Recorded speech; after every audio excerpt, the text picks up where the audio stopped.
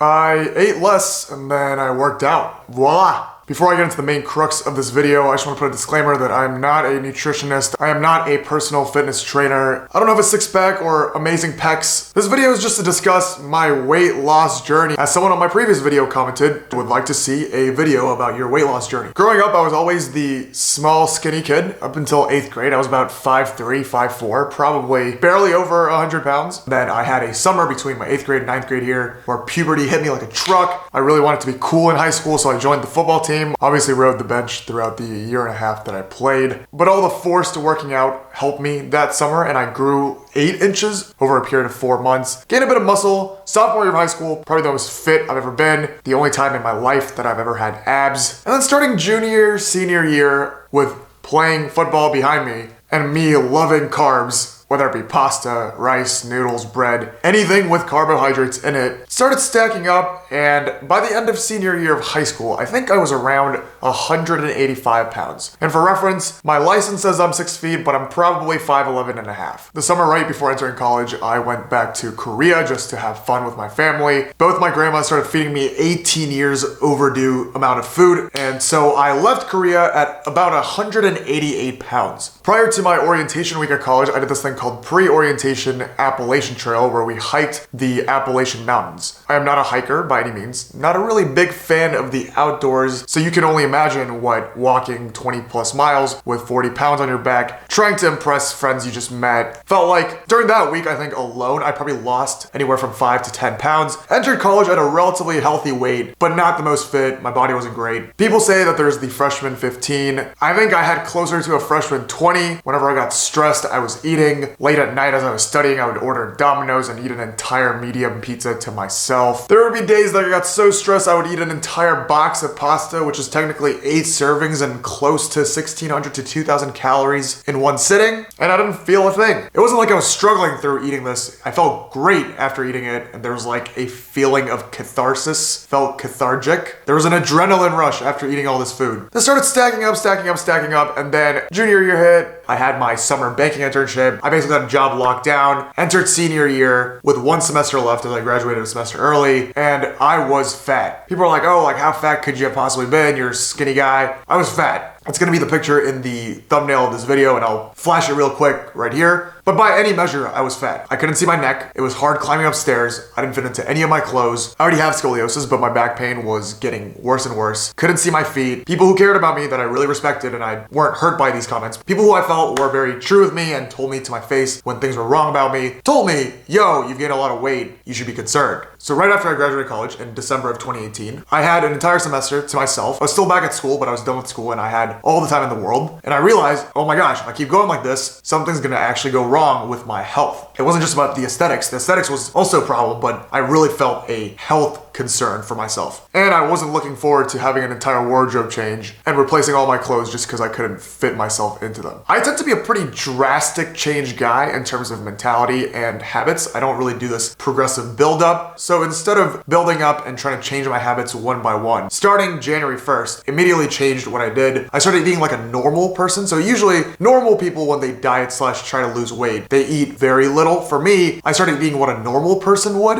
which was a drastic change for me. On top of that, all the comments about my weight started stacking up on me. I really wanted to change myself. So I started doing an hour of stair climbers at level 10 every day. And I think that was equivalent to like climbing 3 to 4 Empire State Buildings a day. And then on top of all this, I did intermittent fasting. I did keto diet, everything you could possibly think of. I think I maintained that probably for a month. And as I'm sure all of you guys who've done this before, weight loss started happening rapidly. I started noticing changes. And then to my fault, as I thought it was gonna happen, I couldn't sustain it. Keto diet was working, but I love carbs. I couldn't let that go. I didn't really understand how you could replace that with protein and fat. Eating chicken breast is not equal to eating my favorite fusilli pasta. I couldn't sustain it. Intermittent fasting did work in a way that I stopped eating breakfast, but instead I started eating really late at night. Even though there was this rapid weight loss, I was almost demeaning all the results of that after this yo-yo effect that everyone goes through. By the end of this struggle, it started becoming a habit. I started becoming more in tune with the weight loss. I started thinking I did all this effort. It would be bad to get rid of all that effort by not working out and eating like like I used to again. So over the course of 6 months, I ended up losing about 25 pounds. So I started at my peak at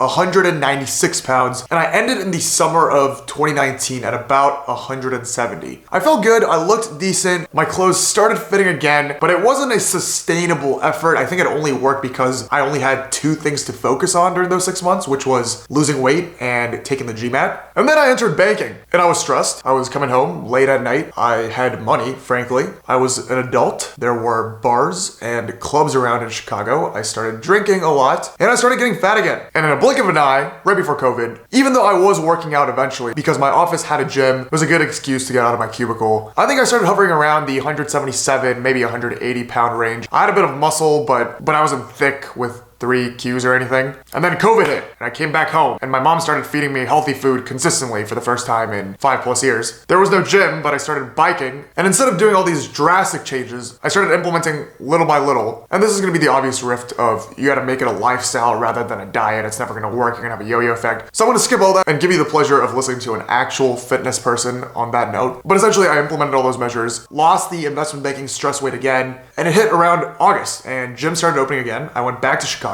My new apartment building had a gym. I worked out, and by November of last year, I'm kind of proud to say I looked pretty good. It wasn't like sophomore year Brian, where I had lines on my stomach that looked like abs, but once you cover the belly and you had a shirt on, I looked okay. It became cold. I came back to California. I went to the gym for a month really intensely. I looked even better, and then we hit my least favorite 2 words, the purple tier, and gyms closed. And I kind of let myself go and thought, what is the point of losing weight if I can't build muscle and go to the gym and look good again? So I had this confusing phase from November to December, maybe through January, and I kind of gained weight again. So I hit 175. I started not really fitting clothes again. And then there was no gym. And this is kind of an excuse. You could always work out at home. You could go on a run. But I'm someone that likes structure. I want to go to a place that's meant for that thing. So I kept excusing myself. The weight started piling up again. And then I started my new job and I moved into this place. Started controlling my own meals and really started to watch what I eat and think about what I've eaten and give myself guilt whenever I ate too much or whenever I ate late at night. But it wasn't this negative guilt where I was punishing myself or making myself feel bad, but more of a reminder that there was something that I'm building upon. And every time I take a cheat day or a cheat meal, I'm breaking down what I've built for the past weeks and months. So now I guess 2 years later, holy crap. As of this morning, I am 156 pounds. So I am almost, maybe to the dot, 40 pounds down. But who knows? I might gain it all back. Maybe Orange County will be in purple tier forever. Beyond weight loss, beyond me going from looking like this to looking like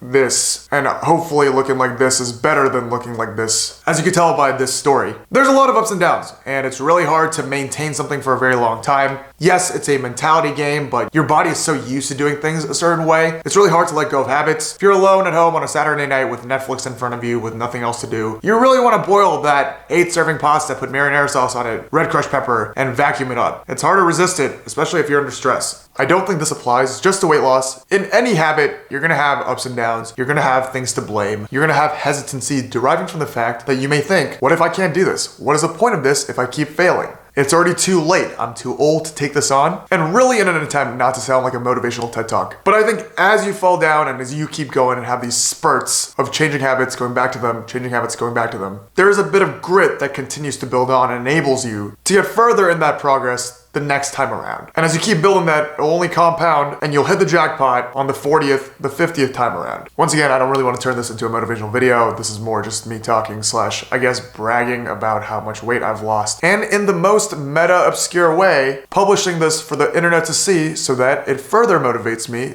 to keep going. Appreciate everyone for tuning in to listen to me talk about my waistline. And as always, I'll see you guys in the next video.